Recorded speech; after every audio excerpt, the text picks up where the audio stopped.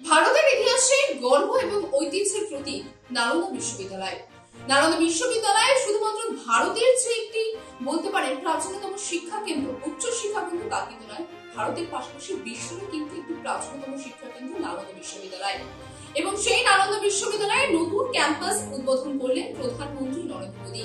যেমনটা আমরা জানি যে খ্রিস্টীয় ৫ম শতক থেকে আনুমানিক ১২০০ শতক পর্যন্ত এই নালন্দা বিশ্ববিদ্যালয়ের পঠন পাঠন চলত, যেখানে পড়ুয়ারা তাদের শিক্ষা গ্রহণের জন্য আসত।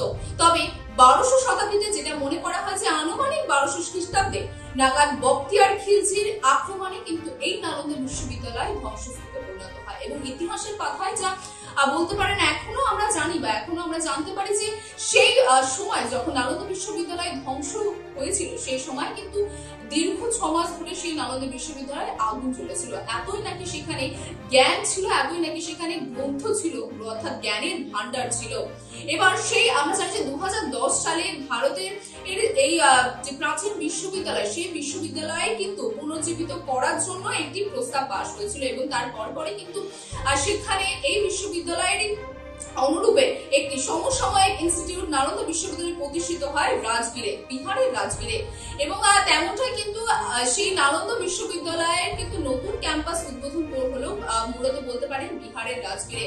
আমরা জানি ২০২৪ লোকসভা নির্বাচনে বড়সড় ধাক্কা খেয়েছে বিজেপি এবং সেই ধাক্কাকে রীতিমতো দাঁড়িয়ে উঠে একাধিক প্রকল্প কিন্তু বিজেপির তরফ থেকে মানে জানানো হয়েছে এবং সেই সমস্ত প্রকল্পের মধ্যে একটি ছিল নালন্দা বিশ্ববিদ্যালয়ের নতুন ক্যাম্পাস, যে ক্যাম্পাস উদ্বোধনে কিন্তু মূলত ১৭০০ কোটি টাকা ব্যয় হয়েছে। এবং সেই ক্যাম্পাস উদ্বোধনে প্রধানমন্ত্রী নরেন্দ্র মোদী উপস্থিত ছিলেন বিদেশ মন্ত্রী এস জয়শঙ্কর, বিহারের মুখ্যমন্ত্রী ছিলেন নীতিশ কুমার, ছিলেন বিহারের রাজ্যপাল, তার পাশাপাশি সেই নালন্দা বিশ্ববিদ্যালয়ের উপাচার্য সেখানে উপস্থিত ছিলেন। তবে সব থেকে গর্বের বিষয় যে এই ঐতিহাসিক যে বলতে পারেন অনুষ্ঠান, সেই অনুষ্ঠানে কিন্তু দেশের যে শীর্ষ নেতৃত্ব তারা উপস্থিত ছিলেন, তার পাশাপাশি কিন্তু ১৭টি আন্তর্জাতিক ভাবে বিভিন্ন দেশের কিন্তু প্রতিনিধিরাও উপস্থিত ছিলেন এই ঐতিহাসিক অনুষ্ঠানে।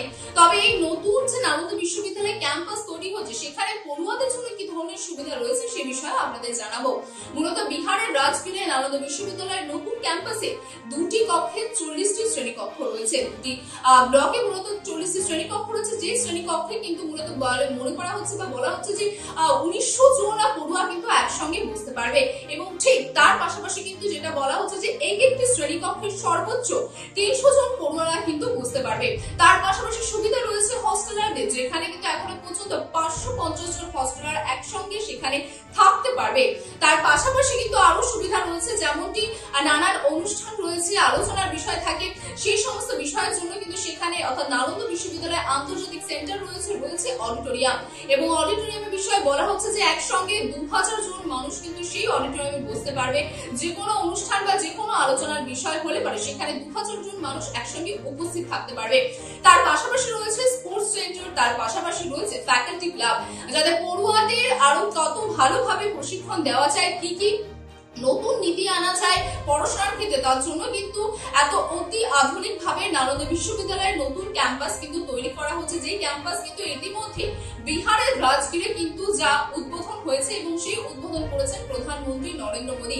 তবে অতীতে তো আমরা নালন্দা বিশ্ববিদ্যালয় জানি যে বিশ্বখ্যাত, সেখানে দূর দূরান্ত থেকে পড়ুয়ারা এসে সেখানে শিক্ষা নিত।